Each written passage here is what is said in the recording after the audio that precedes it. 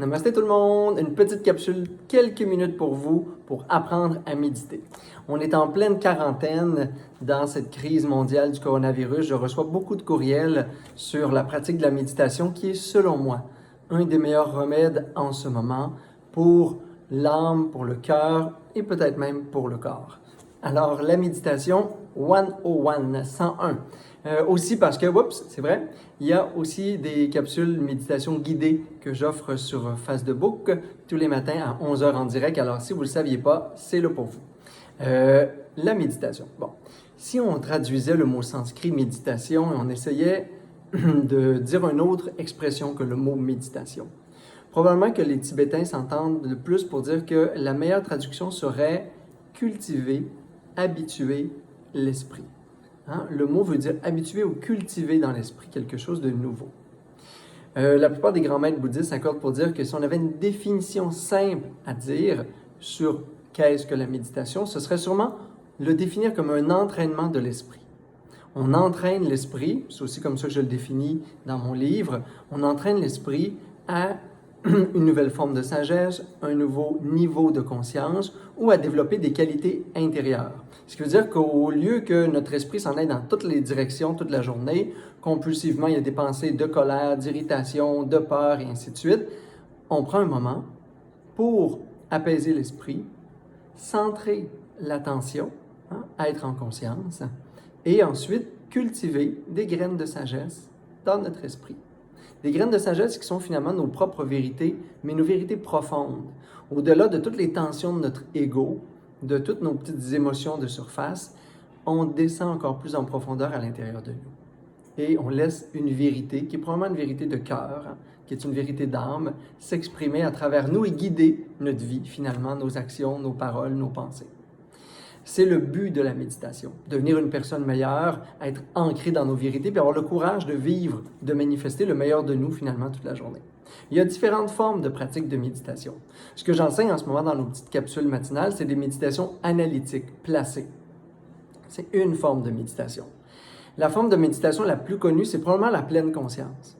La pleine conscience, c'est une forme de méditation qui, avant tout, va focusser sur le développement de l'attention, de la concentration et de l'apaisement des distractions mentales. Dans les pratiques de méditation de pleine conscience, l'objet n'a pas d'importance. L'objet de méditation, c'est souvent le souffle, les sons, le corps, les sensations, une image, et ainsi de suite. C'est des objets neutres sur lesquels on va juste placer l'esprit parce que l'objet n'a pas d'importance. Ce qu'on veut, c'est apprendre à être dans le moment présent, revenir à un état de neutralité intérieure, de témoin intérieur, pour être capable de retrouver un calme, une paix et une clarté dans l'esprit, qui est finalement la nature de notre esprit, revenir à notre essence. Par la suite, les autres formes de méditation, elles sont placées et analytiques. Ce qui veut dire qu'on se sert d'une analyse, d'une pensée sur laquelle on médite. Exemple, ce matin, on vient de faire une méditation sur l'impermanence et la mort. Pourquoi? Parce qu'on est en période de crise, parce que la mort, elle est partout en ce moment, parce que dans la société de tous les jours, on se coupe de cette réalité-là. Et le problème, c'est pas la mort, c'est le mensonge. C'est l'illusion que la mort n'existe pas, dans laquelle on s'entraîne toute la journée ou toute notre vie, à force de se distraire, à force de courir dans tous les sens. On a oublié cette vérité qui est celle de la mort, et on se coupe aussi de notre capacité d'être dans la sagesse, de reconnaître, d'être en paix avec la mort et ainsi de suite.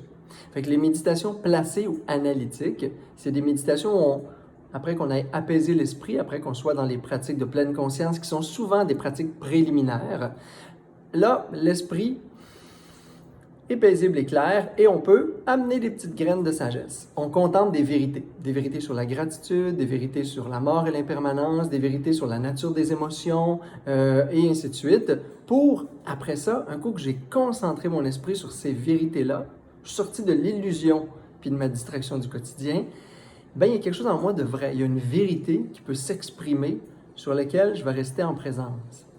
Mais donc, si je contemple la mort, je réussis à faire la paix avec la mort, je médite pendant quelques minutes quand même. Là. Et à un moment donné, il y a peut-être une vérité intérieure qui dit « Wow, savoure la journée aujourd'hui comme un cadeau. Arrête de gâcher ton temps avec telle chose. » Ou cette sagesse que la vie, c'est précieux parce que ça a une fin. et ainsi de suite. Alors, il y a 72 000 sortes de méditations placées analytiques différentes. La plupart dérivent des traditions bouddhistes parce que le bouddhisme, entre autres, est ce qui a amené en Occident la pratique de la méditation. Et ensuite, il y a aussi comme dernière pratique la contemplation. La contemplation, c'est être en nature, c'est contempler un mantra, une vibration, c'est avoir une image sainte ou une image d'inspiration, qu'on va dire. Et à partir du moment où j'ai fait mes pratiques de pleine conscience, mon esprit est clair, je vais juste comme établir un état d'union avec l'objet de ma contemplation. Et ce qu'on appelle disparaître. Disparaître à soi, disparaître à mon agitation mentale, à mon petit hamster, pour créer un état d'union, une rencontre, une unité avec l'objet de contemplation.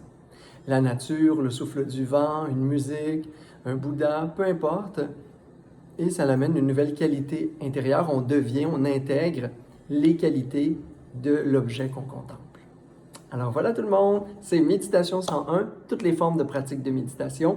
Bien entendu, vous pouvez en découvrir beaucoup plus que ça sur mon blog, dans mon livre. J'ai des albums aussi de méditation guidée pour ceux qui sont intéressés et plein d'événements au Québec et en Europe sur www.martinbilodeau.com. Vous pouvez aussi me suivre sur les réseaux sociaux. Je vous fais plein de capsules toute l'année pour vous aider à mieux vivre. Namasté!